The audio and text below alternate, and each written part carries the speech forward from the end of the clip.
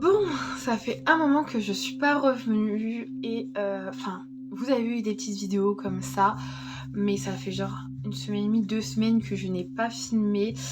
Je tiens à m'excuser parce qu'on a ouvert notre savon de toilettage comme vous avez pu le voir sur d'autres vidéos que j'avais mises. Et voilà, donc ça nous a pris énormément de temps et moi ça m'a fait une panne de lecture parce que je pensais à tellement de choses sauf à la lecture. Donc voilà. Donc voilà, mais là c'est bon, je pense être sortie de ma panne de lecture avec le livre Chien de sang de Karine Jebel des éditions Pocket que j'ai adoré, il faut que je vous en parle. Dedans, nous allons suivre Rémi qui est ingénieur de base et qui va malheureusement perdre son travail et divorcer de sa femme. Car clairement, malheureusement, mais bon, d'un côté, il a quand même trompé sa femme avec sa patronne, pardon. Donc, qui a fait que il a tout perdu. Voilà. Et en étant SDF, il cherchait du boulot.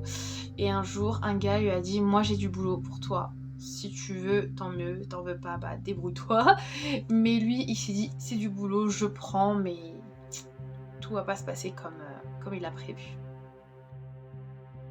On va aussi suivre Diane qui est journaliste et qui va elle enquêter par contre sur le meurtre d'une jeune fille, donc Julie, qui a été retrouvée morte et elle va vouloir savoir qui a fait ça, tout ça, et sauf que malheureusement pour elle, elle va se retrouver au mauvais endroit, au mauvais moment. Et en les suivant, on va se retrouver dans une chasse à l'homme, pas trop prévue, non, interdit en France, hein, enfin forcément. Et voilà pourquoi Diane va se retrouver au mauvais endroit, au mauvais moment, et Rémi, lui, n'est pas le chasseur, mais est le gibier, clairement. Lui et d'autres personnes. Alors comment ça va se passer pour lui? Comment ça va se passer pour Diane? On est dans un suspense total tout au long de la lecture. Mon avis sur cette lecture, c'est qu'elle est incroyable. J'ai été encore agréablement surprise par la lecture de Karine Jebel. Je le savais, c'est mon deuxième en très peu de temps. Je savais qu'elle écrivait des pépites. Mais pour l'instant, entre les deux, c'est celui-là mon coup de cœur. Voilà. Mais vraiment incroyable. Je suis pas déçue jusque-là et j'espère pas l'être pour les autres, quoi. Dans l'histoire, j'ai eu de l'espoir. J'ai eu du suspense, de la peur, de l'énervement aussi. Pas sur l'écriture de Karine Jebel, mais sur les protagonistes qui m'ont certains énervés.